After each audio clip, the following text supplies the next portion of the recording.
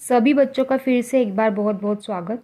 आज हम 8वीं कक्षा के हिंदी विषय की दूसरी इकाई शुरू करने जा रहे हैं। इस इकाई में जो पहली कविता दी गई है धरती का आंगन महके, इसका हम पहले भावार्थ देखेंगे। इस कविता के लेखक का नाम है डॉक्टर प्रकाश दीक्षित। इनका जन्म 1929 में उत्तर प्रदेश के इटावा शहर में हुआ था। ये आजीवन अध्यापक रहे। दीक्षित जी विविध पत्र पत्रिकाओं के संपादक भी रह चुके हैं। इन्होंने पत्रकारिता का कार्य भी बहुत ही बखूबी निभाया है। इनके द्वारा लिखे गए वैचारिक लेख पाठकों को चिंतन करने के लिए विवश करते हैं। इनकी प्रमुख कृतियां हैं अर्चनांजलि, मंगलपथ, दोहावली, राष्ट्रीय स्वर आदि। यह कविता भारत को आज़ादी मिलने के बाद लिखी गई थी। यह कविता परंपरागत कविता से भिन्न कविता है।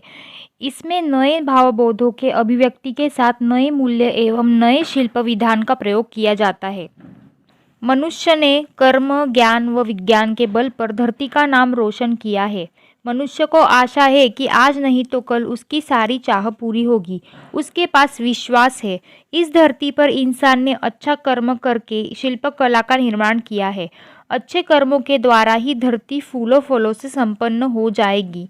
आज मानव ने विज्ञान के क्षेत्र में खूब प्रगति की है, परंतु उसका विनाशक अस्त्रों से किसी भी प्रकार का नाता नहीं होना चाहिए।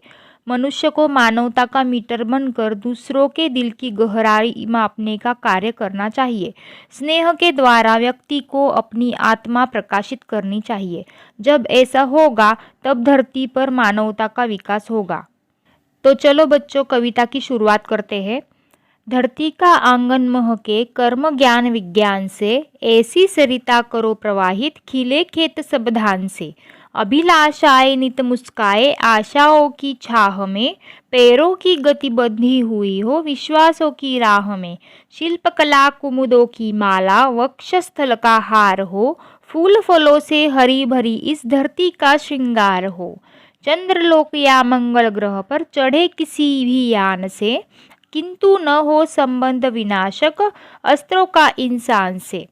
सास सास जीवन पट बुनकर प्राणों का तन ढाकती, सदाचार की शुभ्र शलाका मन सुंदरता आकती।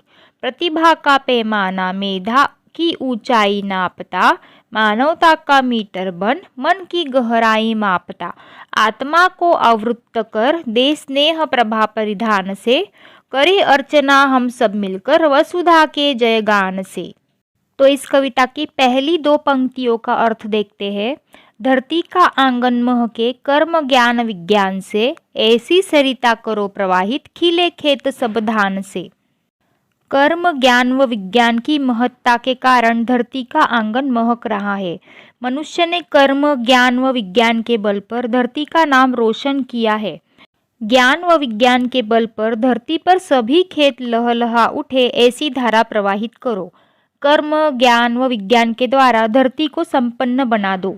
अगली दो पंक्तियां है। अभिलाषाएं नित मुस्काए आशाओं की छाह में, पैरों की गति बंधी हुई हो विश्वासों की राह में। इन दो पंक्तियों में कवि हमें कहते हैं कि आज वर्तमान युग मनुष्य की अभिलाषाएं यानी चाह आशाओं की छाह में नित मुस्कुरा रही है। मनुष्य को आशा है कि आज नहीं तो कल उसकी सारी कामनाएं पूरी होंगी, इसलिए उसके पैर बड़े विश्वास के साथ प्रगति पथ पर तेजी से आगे ही आगे बढ़ रहे हैं। अगली दो पंक्तियां है। शिल्पकला कुमुदों की माला वक्षस्थल का हार हो, फूल फलों से हरी भरी इस धरती का श्रृंगार हो। यहाँ पर हमें कवि कहते हैं कि इस धरती पर मानव जिसने कर्म करके शिल्पकला का निर्माण किया है, यह शिल्पकला कमल रूपी फूलों की माला जैसी है, जिससे इस धरती का गौरव बढ़ा है। वह धरती के गले का हार है। कवि की हार्दिक कामना है कि यह धरती फूलों फलों से संपन्न हो और धरती के श्रृंगार में वृद्धि हो। आगे की दो पंक्तियां है। चंद्रलोक या मंगल ग्रह पर चढ़े किसी भी यान से, किंतु न हो संबंध विनाशक अस्त्रों का इंसान से। यहाँ पर कवि हमें यह कहते हैं कि आज आधुनिक युग में मानव ने कई क्षेत्र में काफ़ी प्रगति कर ली है।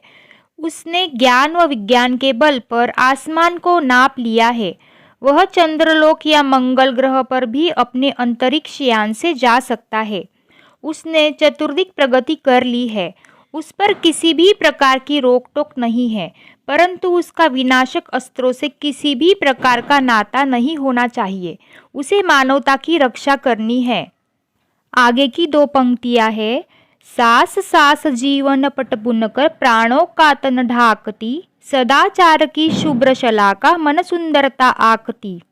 यहाँ पर कवि हमें यह कहते हैं कि इस धरती ने सांस सांस का जीवन पट बुनकर सभी के प्राणों का तन ढक दिया है। कवि के अनुसार सदाचार व स्नेह के द्वारा ही मानवता का विकास होगा। सदाचार रूपी शुभ शलाका मन की सुंदरता को आंकने का काम करेगी। मानवता के विकास के लिए सभी को सदाचार एवं स्नेह को अपनाना चाहिए। अगली पंक्तियां है। प्रतिभा का पैमाना मेधा की ऊंचाई नापता, मानवता का मीटर बन मन की गहराई मापता। यहाँ पर कवि हमें कहते हैं कि प्रतिभा का मानदंड बुद्धि की ऊंचाई नापने का काम करता है। सभी के हृदय में मानवता निर्माण होनी चाहिए। मनुष्य को मानवता का मीटर बनकर दूसरों के दिल की गहराई मापने का कार्य करना चाहिए, अर्थात मानव की प्रतिभा को मानवता के लिए कार्य करना चाहिए। आगे की 2 पंक्तियां है। आत्मा को आवृत्त कर दे स्नेह प्रभा परिधान से, करे अर्चना हम सब मिलकर वसुधा के जयगान से। यहाँ पर कवि हमें कहते हैं कि मनुष्य को अपनी आत्मा स्नेह रूपी प्रकाश से ढक देनी चाहिए। स्नेह से व्यक्ति को अपनी आत्मा स्वयं प्रकाशित करनी चाहिए। जब ऐसा होगा तब धरती पर मानवता का विकास होगा। हम सभी को मिलकर धरती का जयगान करने के लिए पूजा अर्चना करनी चाहिए। तो बच्चों, हमें इस कविता से यह सीख मिलती है कि हमें कर्म, ज्ञान व विज्ञान को अपनाना चाहिए। हमें विनाशक अस्त्रों से किसी भी प्रकार का नाता नहीं रखना चाहिए। मानवता के संरक्षण की भी भरसक कोशिश करनी चाहिए। सदाचार व स्नेह को अपनाना चाहिए। यह वीडियो देखने के लिए सभी का बहुत बहुत धन्यवाद। अगर यह वीडियो आपको हेल्पफुल लगी तो इस चैनल को ज़रूर सब्सक्राइब करें और साथ में जो बेल आइकॉन दिया है उसे प्रेस करना न भूलें।